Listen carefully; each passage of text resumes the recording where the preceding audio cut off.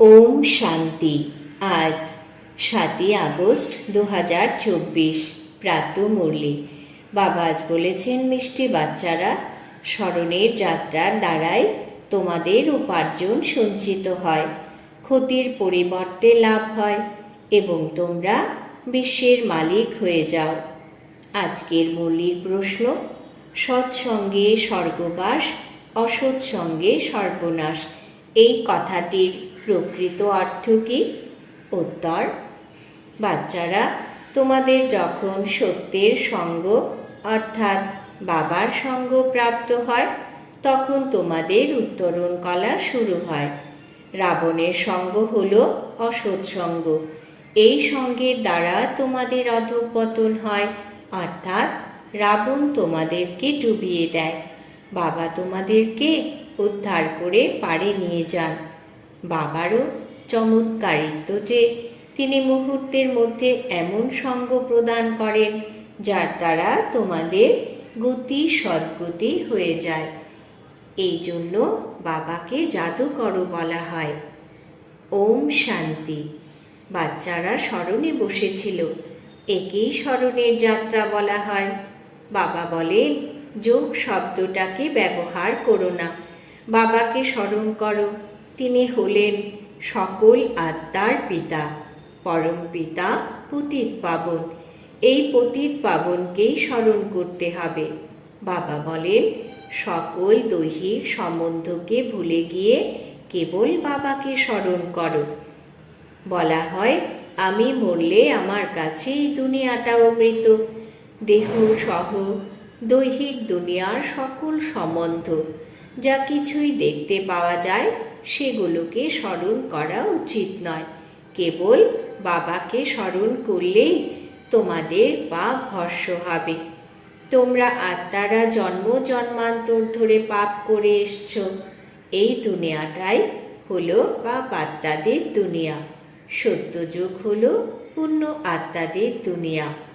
কিন্তু সকল পাপ নাশ হয়ে কিভাবে পুণ্য সঞ্চিত হবে? নিশ্চয়ই বাবাকে স্মরণ করলেই জমা হবে।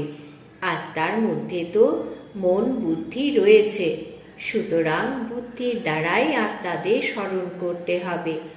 বাবা বলেন, তোমাদের যত আত্মীয় পরিজন রয়েছে তাদের সবাইকে ভোলো। তারা সকলেই একে অপরকে দুঃখ দেয়। প্রথম পাপ হলো কাম কাটারি চালানো। 2 নম্বরে মানুষ কোন পাপ করে?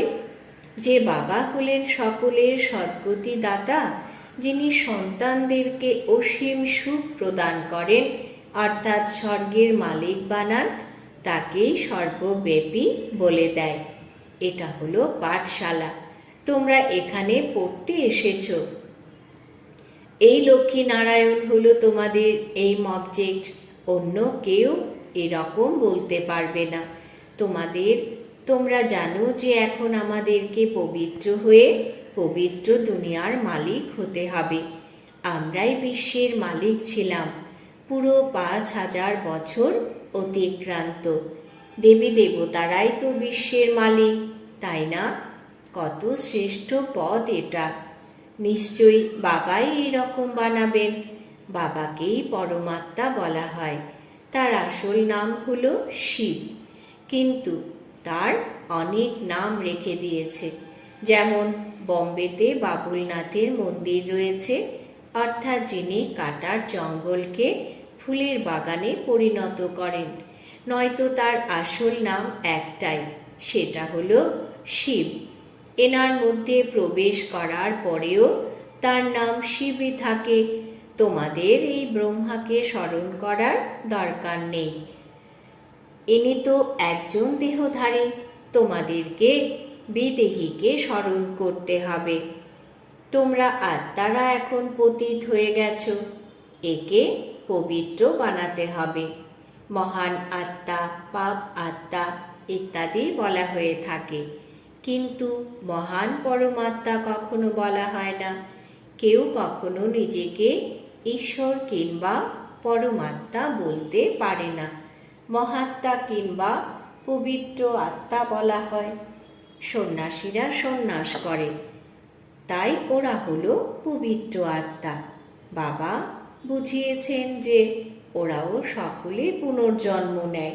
সকল দেহধারীকেই অবশ্যই পুনর্জন্ম নিতে হবে। বিকারের দ্বারা জন্ম নেওয়ার পরে যখন ওরা বয়স্ক হয়ে যায় তখন সন্ন্যাস নিয়ে নেয়। দেবতারা এই রকম করে না, ওরা সর্বদাই পবিত্র থাকে। বাবা এখন তোমাদেরকে অসুর থেকে দেবতা বানাচ্ছেন।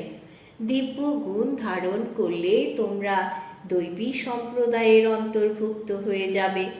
দৈবী সম্প্রদায়ের মানুষেরা সত্যযুগে থাকে, আসরিক সম্প্রদায়ের মানুষেরা কলিযুগে থাকে। এখন এটা হলো সঙ্গম যুগ। এখন তোমরা বাবাকে পেয়েছ।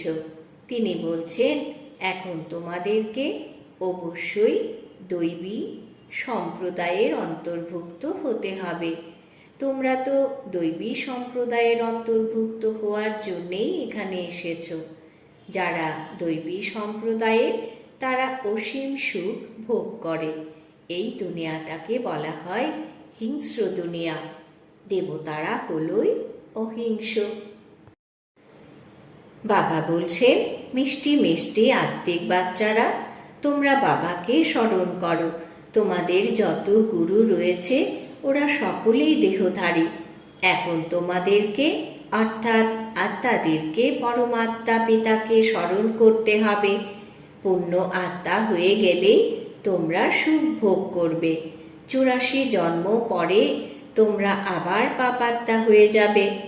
এখন তোমরা পুণ্য সঞ্চয় করছো, যোগ বলের দ্বারা পাপ নাশ করছো।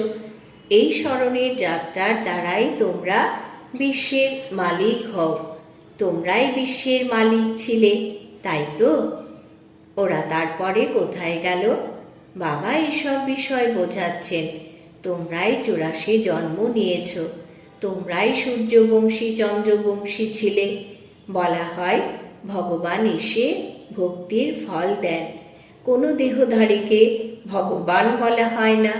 তিনি হলেন নিরাকার শিব। যেহেতু শিবরাত্রি পালন করা হয়, সুতরাং তিনি নিশ্চয়ই আসেন। কিন্তু তিনি বলছেন, আমি তোমাদের মতো জন্মগ্রহণ করি না। আমাকে একটা শরীর লোন নিতে হয়। আমার নিজের কোনো শরীর নেই।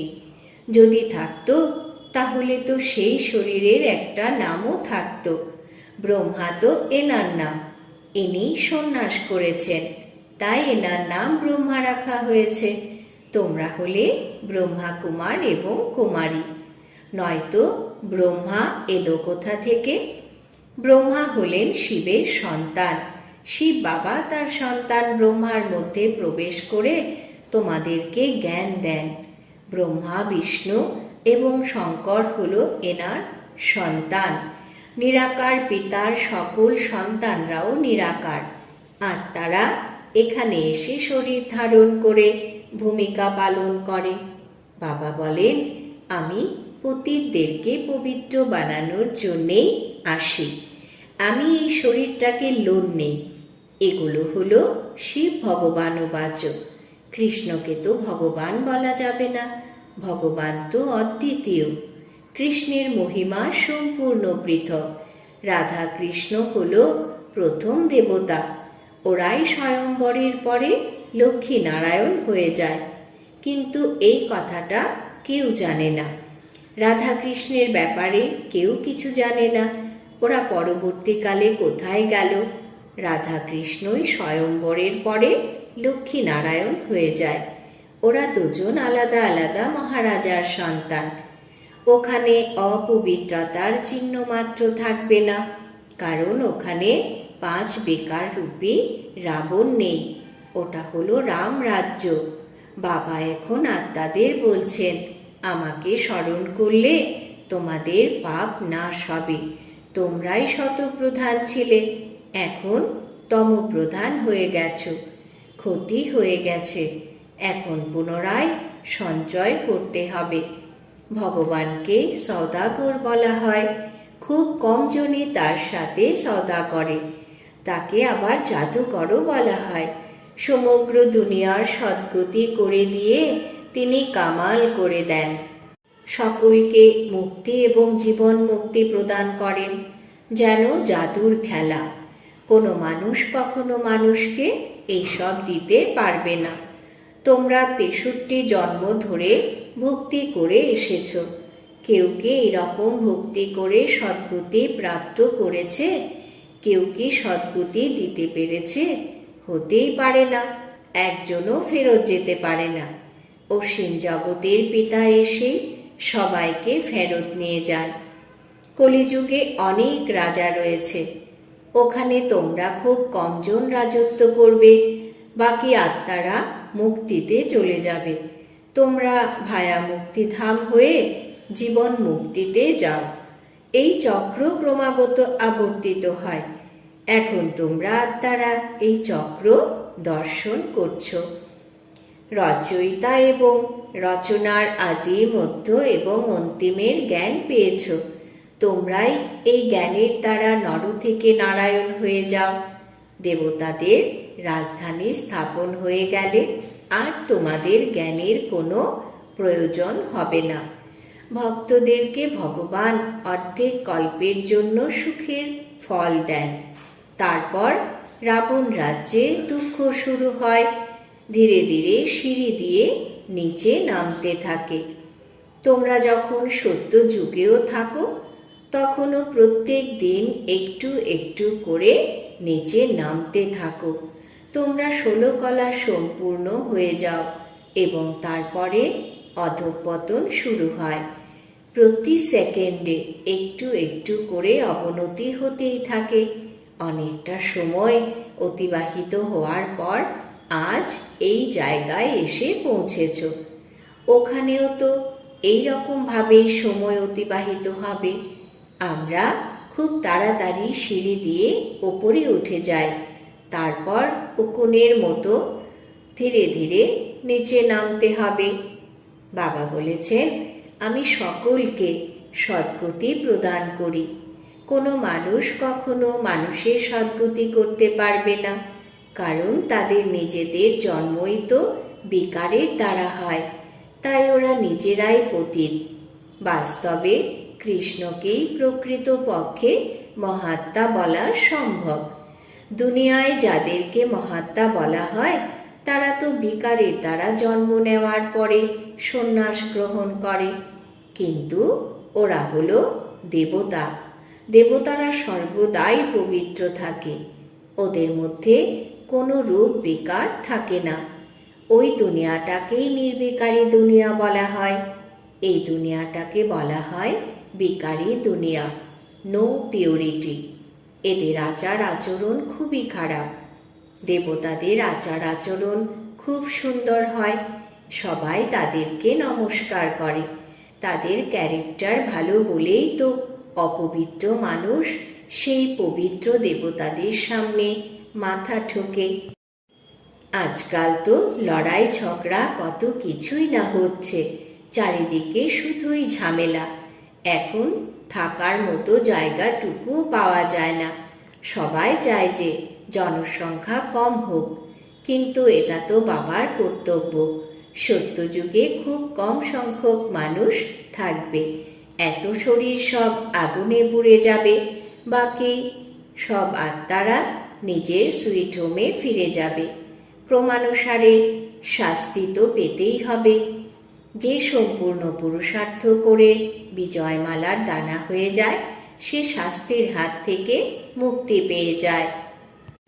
মালা তো কেবল একজনকে নিয়ে হবে না। যিনি ওদেরকে এই রকম বানিয়েছেন, তিনি হলেন মালার ফুল।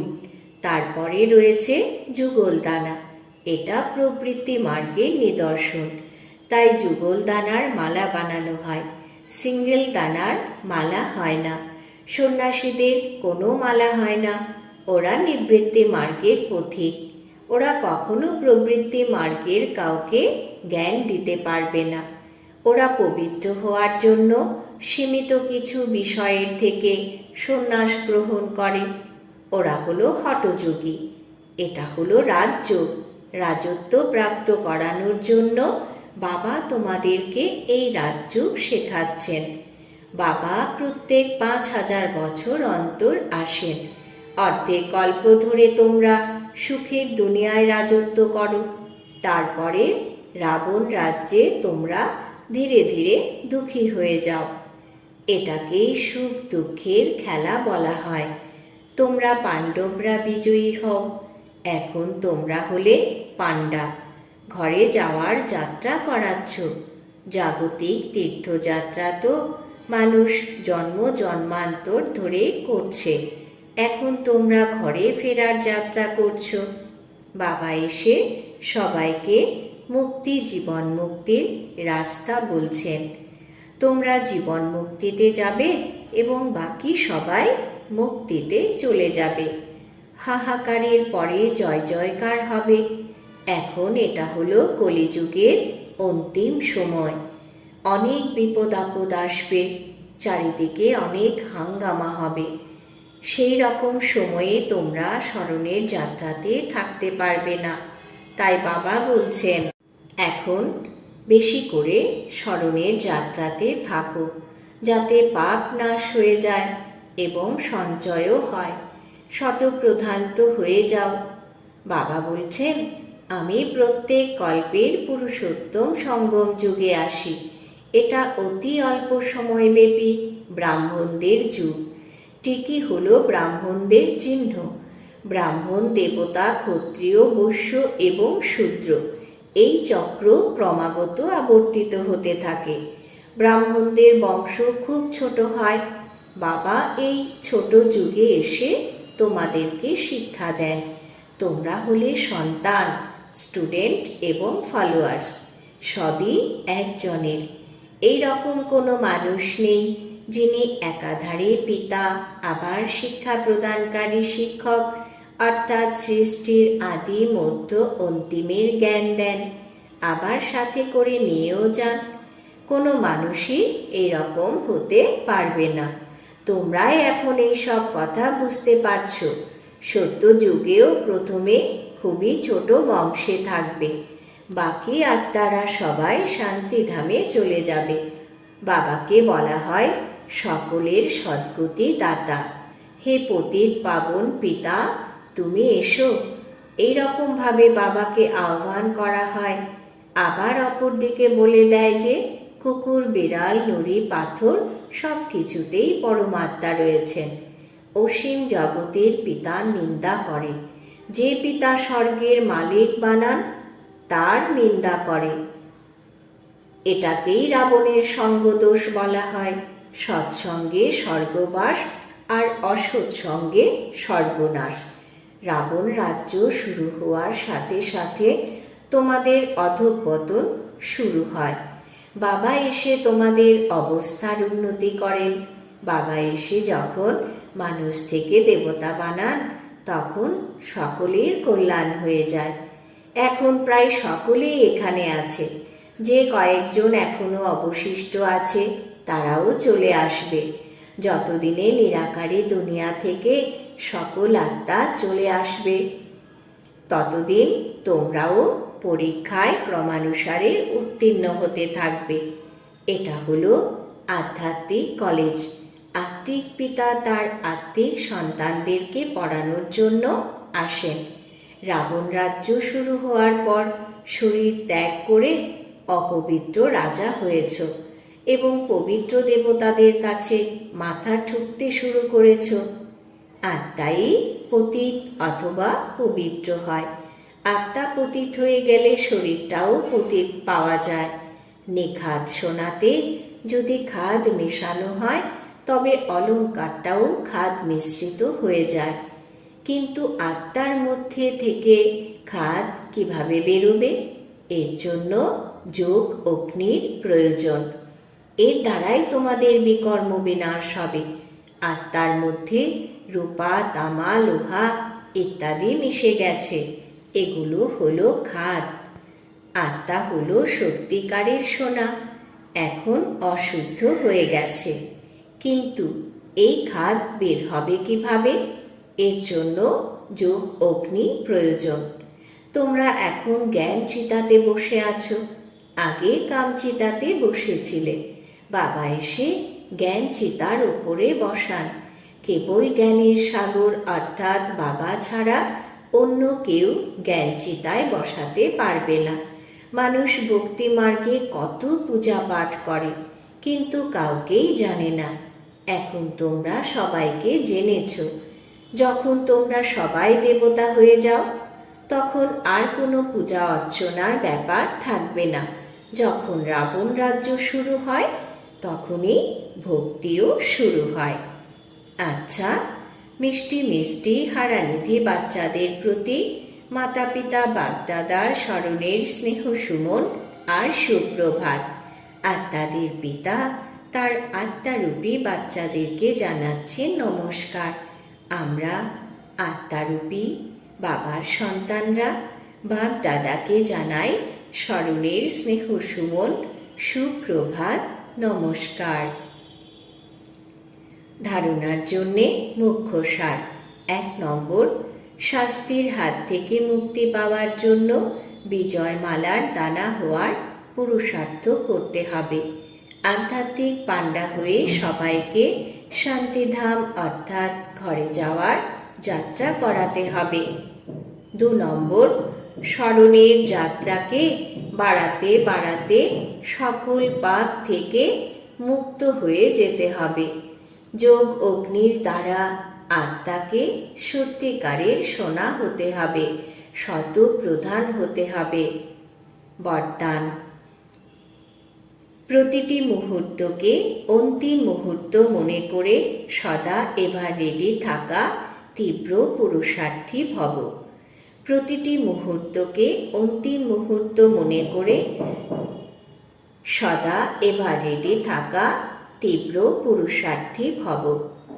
ব্যাখ্যা: নিজের অন্তিম মুহূর্তের কোনো ভরসা নেই, সেই জন্য প্রত্যেক মুহূর্তকে অন্তিম মুহূর্ত মনে করে এভার রেডি থাকো। এভার রেডি অর্থাৎ তীব্র পুরুষার্থী। এটা ভেবো না যে এখন বিনাশ হতে কিছু টাইম লাগবে, ততক্ষণে তৈরি হয়ে যাব। না, প্রত্যেক মুহূর্তগুলি হলো অন্তিম মুহূর্ত। সেই জন্যে সদা নির্মোহী, নির্বিকল্প, নির্ব্যর্থ, ব্যর্থও নয়, তখনই বলা হবে এভার রেডি। যে কোনো কাজই হোক না কেন, কিন্তু নিজের স্থিতি সদা উপরাম থাকবে, যেটা হবে সেটা ভালোই হবে। স্লোগান: নিজের হাতে ল তুলে নেওয়াও হলো ক্রোধের অংশ। নিজের হাতে ল তুলে নেওয়াও হলো ক্রোধের অংশ। আজকের সমান আমি তীব্র পুরুষার্থী আত্মা। ওম শান্তি।